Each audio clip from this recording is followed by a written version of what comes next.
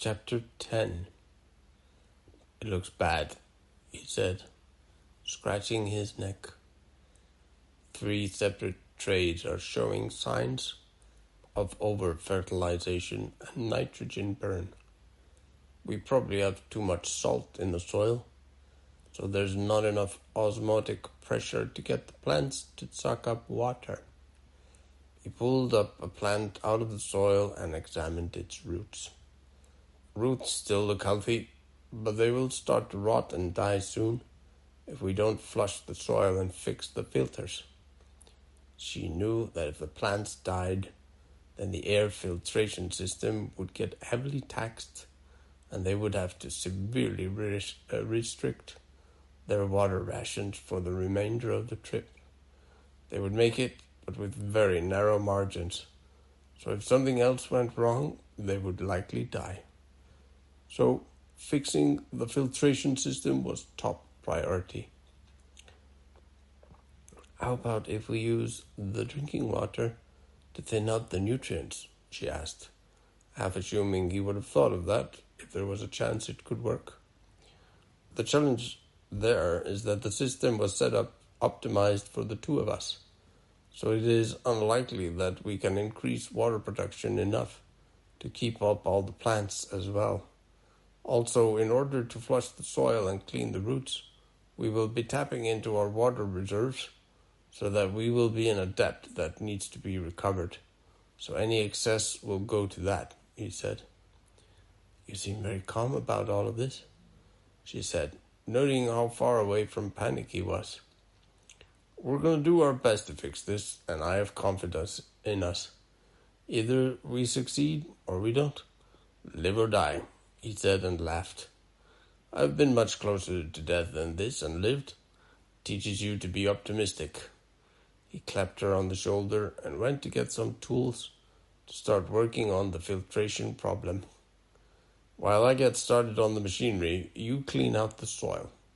He handed her a container with water and told her how to uproot the plants to clean their roots and then put them back in the soil after she had poured a specific amount of their drinking water on it. She got to work and felt better for having the distraction. Her mind even began to wander, thinking of Mars and Oldest and the terraforming projects, wondering how far along they had been and were they still going. When she finally finished and went to check on him, he was elbow deep in some metal box with everything but his face covered in oil and dust. I think we may have picked up some hitchhikers, he said, and held his hand to her. It was covered in blue-green mucus that slid off his fingers. This stuff has been the end of a few space travelers in the past. They are dormant in gravity, but they come alive in 0G. Probably a relic of some kind of bioweapon designed to hurt the spacers back when the Earthers still had some fight in them. He wiped off some of the gunk and went over to a sealed container at the end of the hallway and opened it. Fortunately, the solution is here. Unfortunately, it will take time to work. He pulled out a clear bag with some tiny red balls inside and opened it, pouring it into the machine and then over the plants.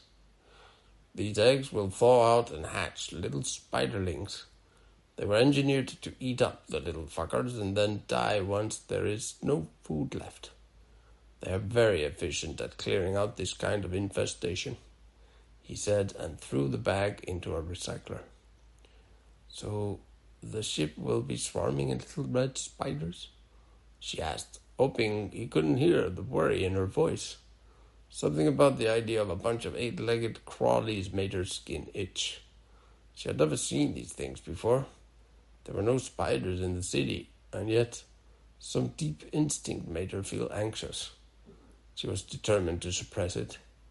However, once the red spiders started showing up, she was constantly scratching at imagined spiders crawling on her.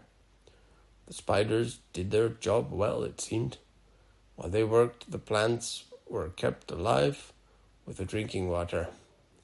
By the time the infestation was well and done with, their water reserves were nearly completely gone, and they were forced to ration themselves heavily.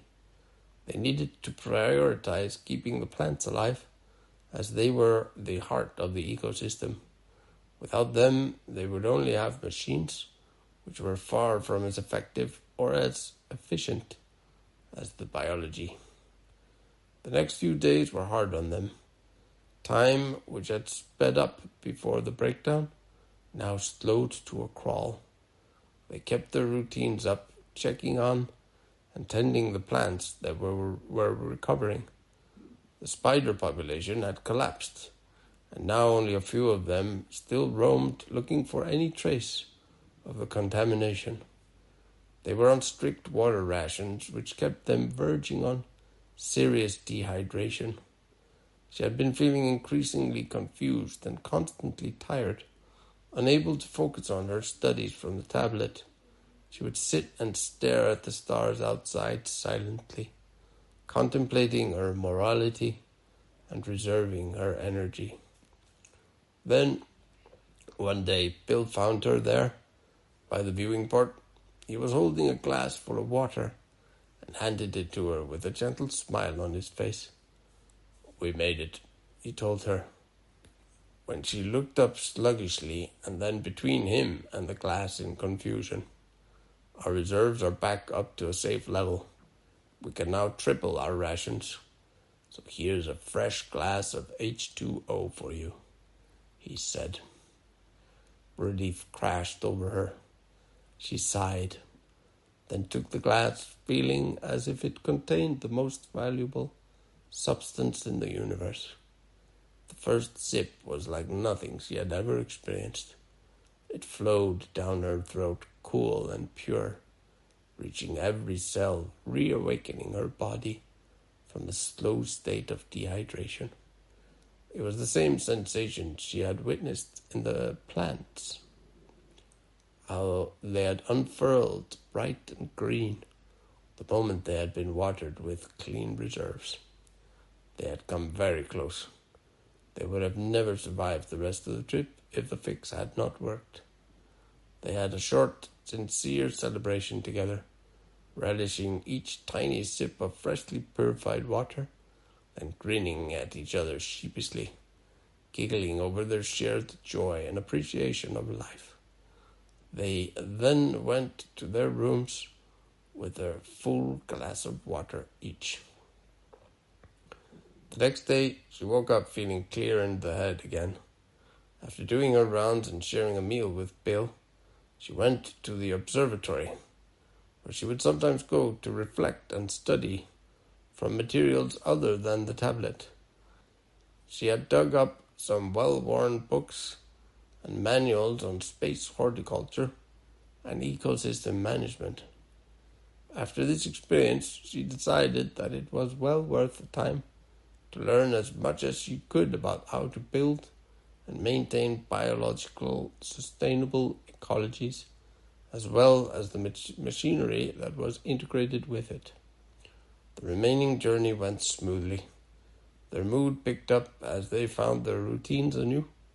She spent a large time getting very familiar with the ship's life support, biology, and machinery, acutely aware that she would somehow be traveling far out beyond Mars even. If she were to stand a chance, she would need to have as many tricks in the sleeve as she could stuff up there. Time, which had slowed to a crawl during the crisis, now sped up again.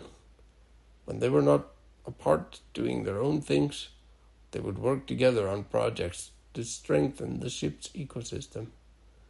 They were only a few days out now, so it was time to get ready. Amongst the packages there was a double-sealed one that had a transmitter and a receiver in it, and a note with instructions. They were to open and use the communicator, and then launch it towards the sun, so that anything that comes hunting for it is going to end up in the fusion fryer, laughed Bill. They finished all other prepped, tuning the ship's ecosystem towards a more relaxed state, as they anticipated a restock while in orbit. Then they both sat in the observatory gazing out at Mars and its two moons. Mars' orbit was nothing like Earth's. There were a few platforms or science stations, moving in carefully set orbits, intentional and clean, while the orbits around the Earth were a bit like a garbage dump, with all manner of junk floating around the few still useful orbiting stations. And then there was the massive cylindrical station. "What is that one?" she asked Bill, who just shrugged. There was no mention of the enormous thing in any of the texts he had been reading. Turned out that was their destination. They received a detailed flight plan, which they followed, and mere hours later they were docking with a gigantic cylindrical station orbiting around Mars. Bill was just about to scuttle the radio device when a message came through. "What's up, Earthlings?" began a very laid-back sounding voice. "I am Guy, the temporary head honcho of this here O'Neill cylinder. Welcome, welcome. There will be some friendly multi-purpose robos waiting to help offload all the equipment. Don't worry, they are perfectly harmless. Well, no, not really. They could easily rip off your arms if they wanted to, but they won't because they are completely peaceful. Anyway, when they have finished offloading the cargo, you can follow them to come see me. I will give you the tour around the cylinder before you head back to Earth. See you soon." And the message cut out. They looked at each other for a moment and shrugged before heading towards the dock.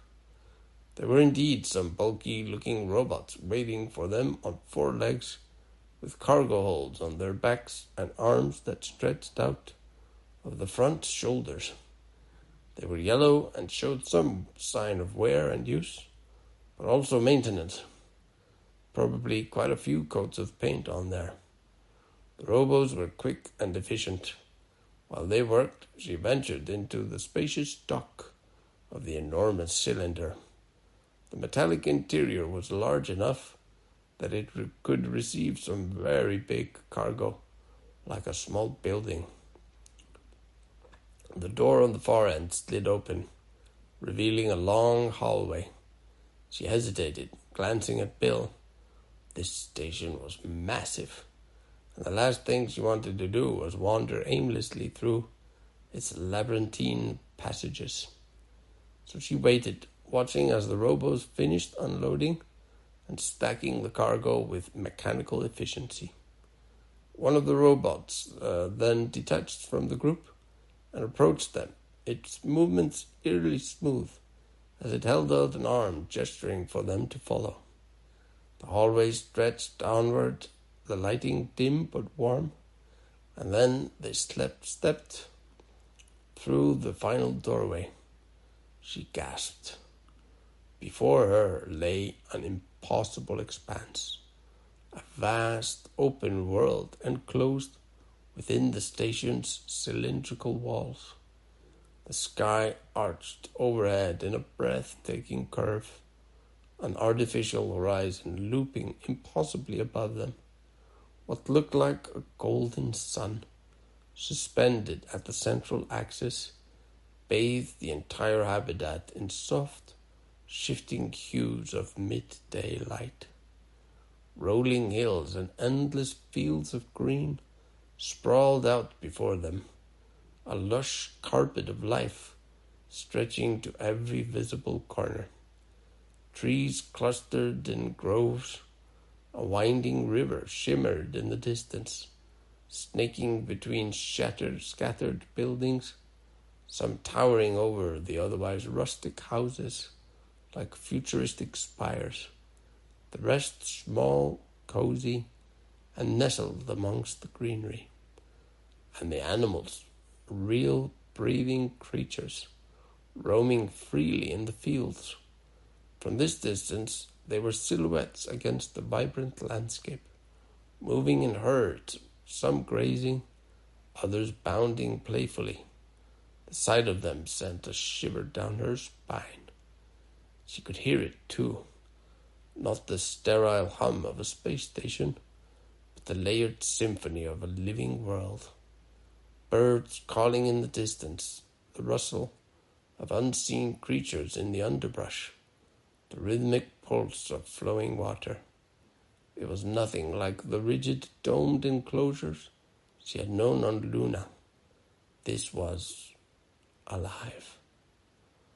"This is amazing," Bill murmured behind her, his voice reverent. She barely heard him, still trying to grasp at the enormity of it all. The sheer audacity of engineering something so grand, so organic, in the void of space. It was as if they had stepped onto another planet. "Look at that," she said, pointing to the bright sun that lay at the center of the big open space, providing light to the entire cylinder. "I wonder where it gets power from." She did wonder, although once she started to think up questions, it became a very long list. The robot seemed to keep an eye on them. Every time they slowed down or seemed to veer off from the route, it would stop and signal them to follow, as if it was impatient to get somewhere. They came to a clear glass elevator and rode down towards the ground level. The view was amazing. All this life out here in space. As the lift descended, she wondered how many people lived here. If there was an AI overseer like in the cities and on the moon. The lift led them out onto a field of freshly cut, sparkling green grass. A smooth brick road cut through the field, sided by beautiful, well-trimmed trees. The robot pointed out towards the road, not moving from the elevator.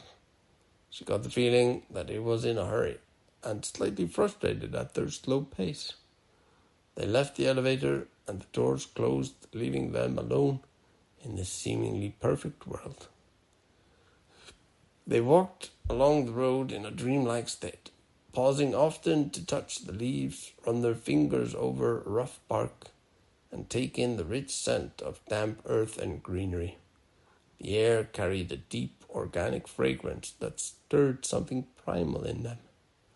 A narrow stream flowed beneath the path, its water clear and crisp. They dipped their hands in it, the coolness tingling against their skin, and splashed themselves playfully, the droplets refreshing in the gentle warmth of the artificial sun. Looking up took some getting used to. A day like this, bathed in golden light, a warm breeze stirring the leaves, should have come with an endless blue sky. Instead, a thin mist hovered above, and beyond it lay the mind-bending sight of land stretching overhead, mirroring the world around them. When she looked at the sides, the cylinder's curve became undeniable, rising up in a vast arc until it met itself in the sky. After some time, they reached a small building nestled beside the road, a brick cottage with a thatched roof and small welcoming windows. It radiated warmth and comfort. The door was open, so they approached. Before they reached the doorway, a voice called out, "Come in, come in." It was the voice of Guy from the message earlier. They stepped in through the door into a room that did not seem to match with the outside of the house. It was all metal and glass, the walls lined with an array of monitors and equipment. The centerpiece of the room was a massive screen that was displaying a live feed of various locations throughout the dome. Some views were tranquil, rolling fields and quiet walkways, while others showed busy industrial sectors or clusters of greenhouses. "Hey, hi, come in and make yourself at home," said a guy, standing in the center of the room. He was dressed in a white bathrobe and what looked like very soft, cozy pants. He had long, ashy blonde hair with small flowers here and there as casual decoration. He was in front of some screens, waving his hands around, making subtle gestures with his fingers, as if interacting through some invisible interface. Without glancing at them, he said, I'm sorry I couldn't come and greet you at the gate. I am in something of an emergency that I really gotta get ahead of, or this old party's gonna crash. Large, hard hand gestures followed by small wiggles of his wrists and fingers. The screens shifted, and some complex-looking data began to flow down parts of it. Feel free to hang loose. My house is your house. Or if you're in a hurry to get, that's cool too. Your payment and return cargo has already been loaded onto your ship. They glanced around uncertainly, both feeling out of place in this high-tech room within a quaint-looking cottage. Is there anything we can do to help? She heard herself asking without thinking, then gazing over to Bill for confirmation. He shrugged his shoulders in a why-not gesture. The guy slowed down for a moment, turned his head towards them for a single second before looking back to the screens, twitching two fingers at a certain area at the big screen, brought up an image of them that began to rotate slowly as text descriptions flowed down beside their images. His attention was elsewhere until the text around them changed as if some conclusion had been reached. Yes. Oh, that would be great, he said with considerable relief in his voice. A little door in the wall opened and a little robot rolled out. It was like the big ones from before, except it was about 1/10 the size, and it was carrying a screen tablet that it presented it to her. That guy has a list of tasks, and it will guide you around. Thank you so much for helping lifesavers, said the guy, and kept on conducting the symphony of tasks he was immersed in. They followed the little robot out of the house. It led them off the path through some shrubbery to where a sewer was overflowing and pointed to some blockage. Bill sighed, rolled up his sleeves, and waded in, pulling out a tangled mass of branches and leaves. With the blockage cleared, the water rushed out with a satisfying gurgle.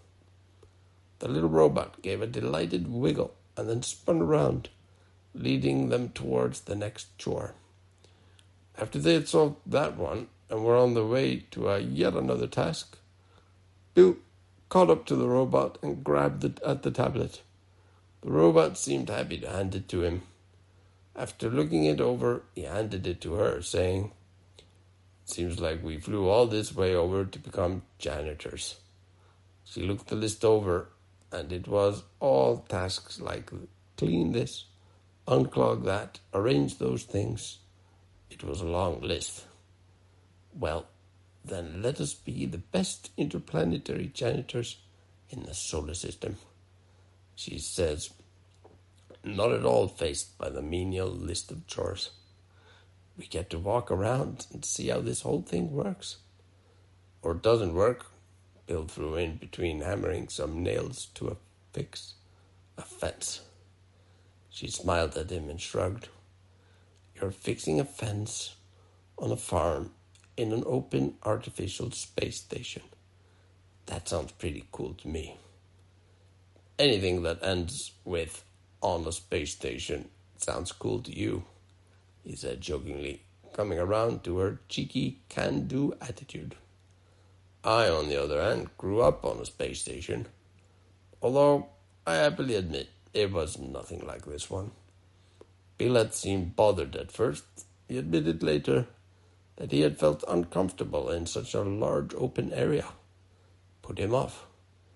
But he seemed to adjust to this amazingly bizarre environment, and they started cheerfully ticking off tasks from the list. The tasks led them around quite a large area of the cylinder. Their robo-guide led them on board a monorail that took him around and across the envelope. It turned out to be a great way to tour the area, seeing places they would have probably never thought to look into otherwise. There were a few buildings here and there, mostly far apart, with some clusters of them forming small farmsteads with grazing livestock being tended to by mid-sized robots. She saw that there were small flying birds flying around between the trees. The artificial sun dimmed and shifted towards red.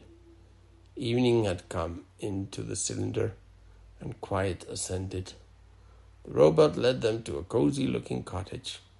It turned out to be a well-laid-out sleeping hut. "Guess it's time for a break," said Bill, and took off his boots, heading into the shower. She found a table in a small yet spacious dining hall. It was laid out to dine.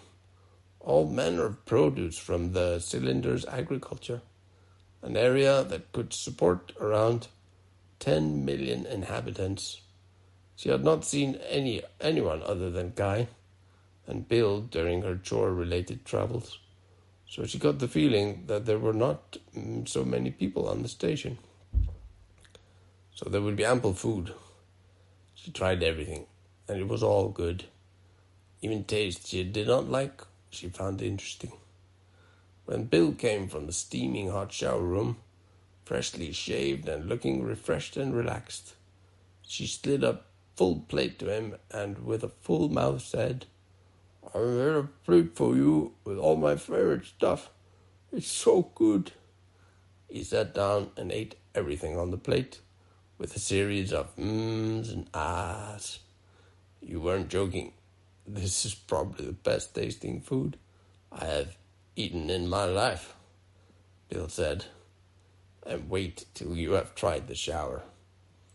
Tired, cleaned, and full, they slept easy through the night. After breakfast the next day, they had another day of traveling around the world inside the cylinder and doing odd chores for Guy.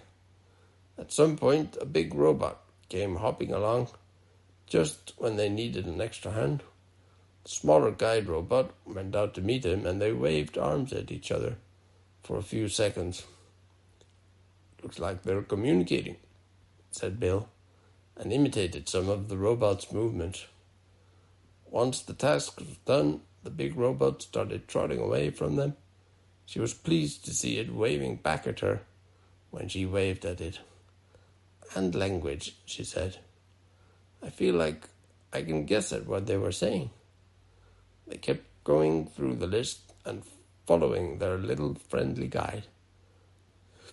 As they did, they spoke about language and communication, in between silently contemplating as they worked. The list shortened, but there were enough tasks that it took them the third day to finish. When they finished the last task, the little robot did a joyful jig with a little dance. They both laughed, and Bill tried to imitate the robot's dance. It responded to his imitation by doing a little spin and then a perfect backflip. "Ha ha, he got you there," she laughed.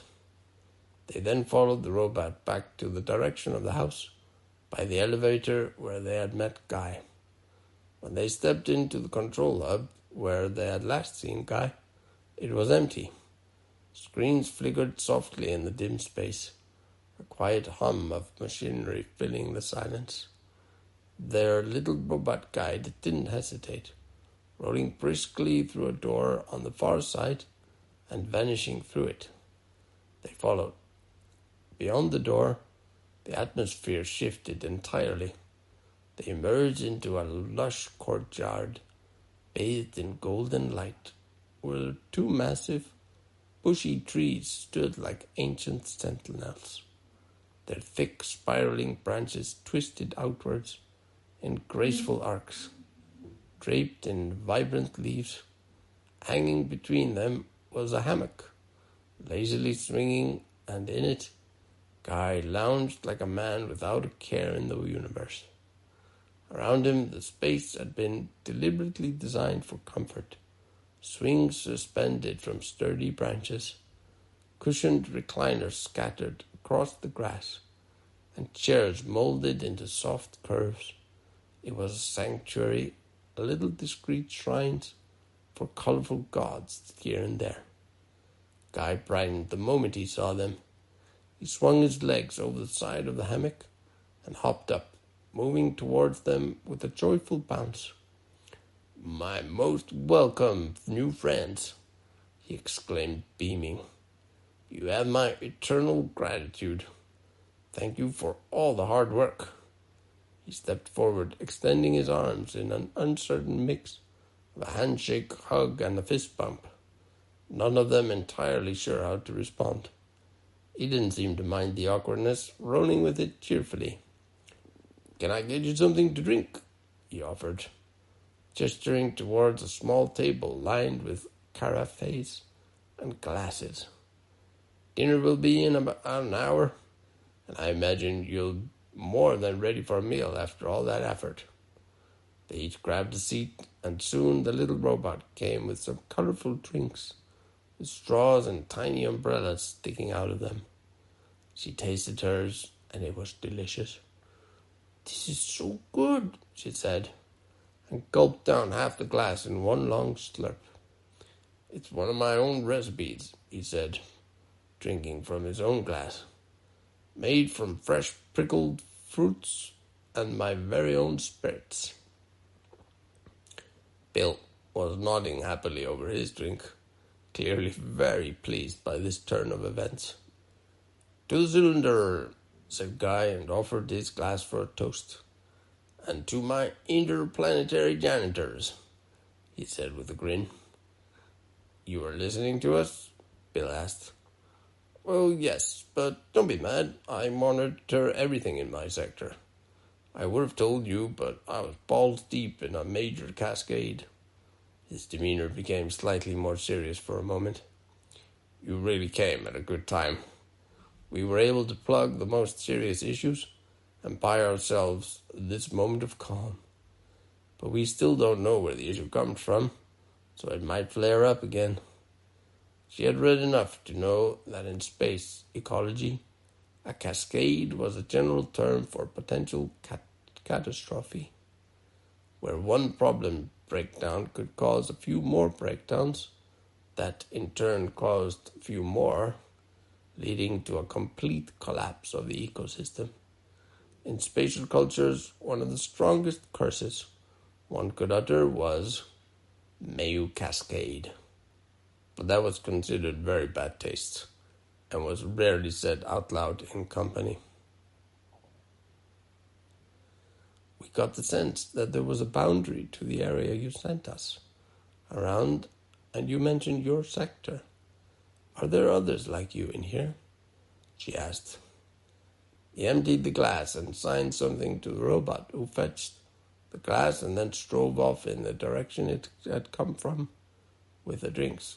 She hoped it was going to get more drinks. "Yeah, there are 20 of us now. We each have our area of responsibility to look after," he said, and then explained how there had been more of them in the beginning, but over time their numbers had dwindled. Some of them had gone, some of them had enough, and up and left to who knows where. Some had died, and a few had simply lost it and stopped taking care of their zones. Each time meant that those who remained had to pick up their slack, as there was even more to do. "What do you know about the cascade?" she asked. "Not much, really. I mean, it's been coming and going for decades now. Every now and then it just flares up, and suddenly I don't sleep for a week, as I plug in all the holes, so to speak. This last one was a bad one. If you had not been here to help, it would have taken me a serious long time to get ahead of it." "Why don't you ask some of the others to come and help you when that happens? Or get some people from the planet below?" "Nah, The Martians hate us and what the station stands for. We don't bother them and they leave us be. And the others in the station, they got their own shit to deal with. And we don't really talk anymore. We did have a conference of sorts when the cascade began. One of us tried to organize it to get to the bottom of what was happening. Some of the others accused him of being responsible, and that he was now just trying to cover his own ass. It turned ugly. I kept out of it.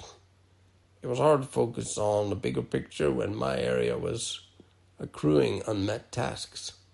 So the moment that people started yelling at each other, I just left.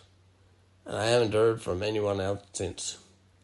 He now looked a bit sad, but seemed to cheer up a bit when the robot came back, now with 9 glasses with the liquids of various colors.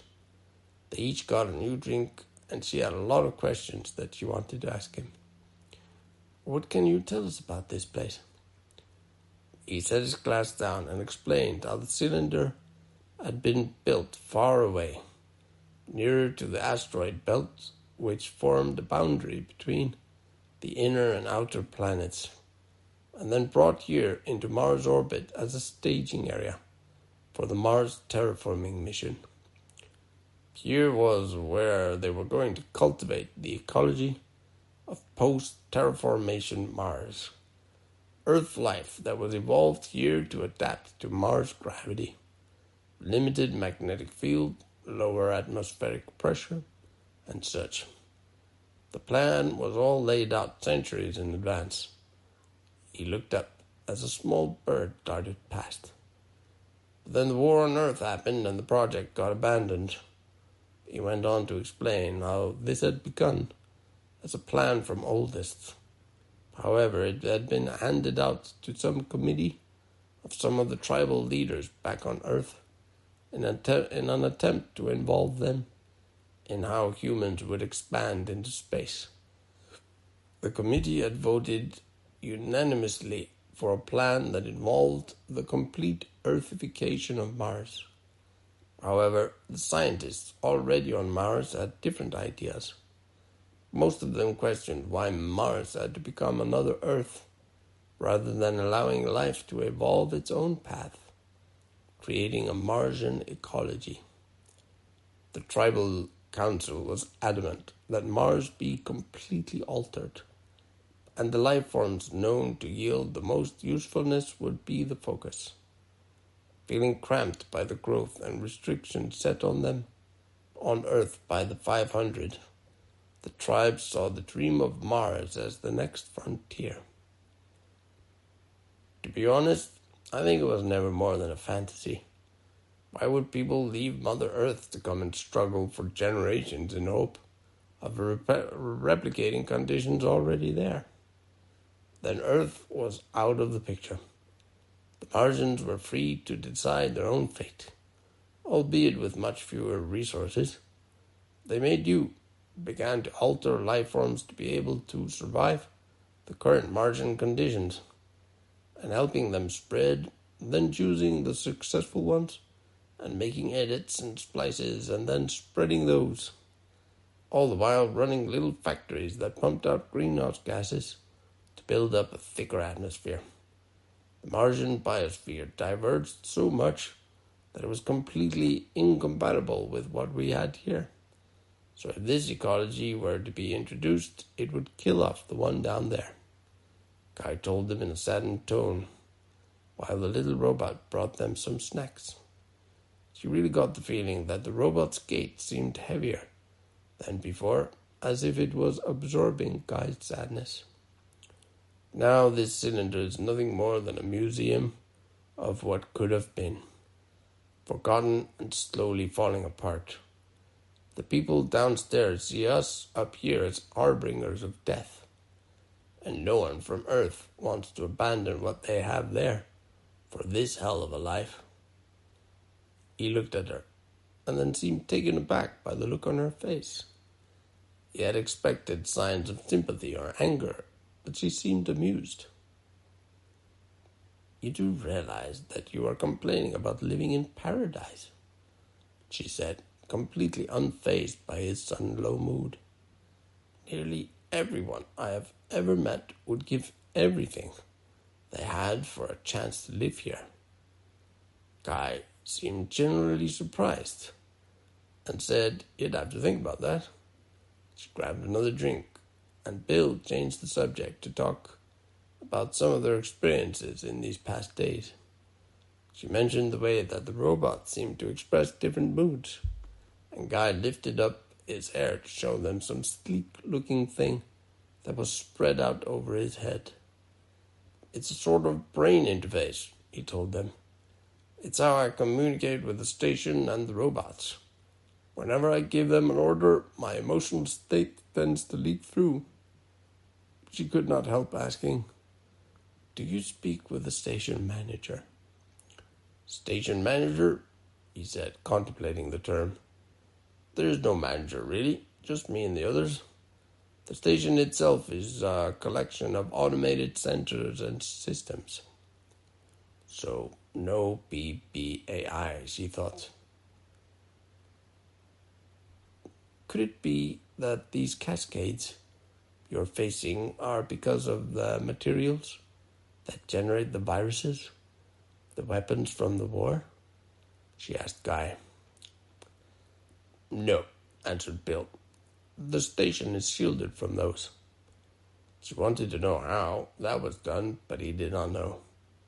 The conversation then moved on to lighter matters.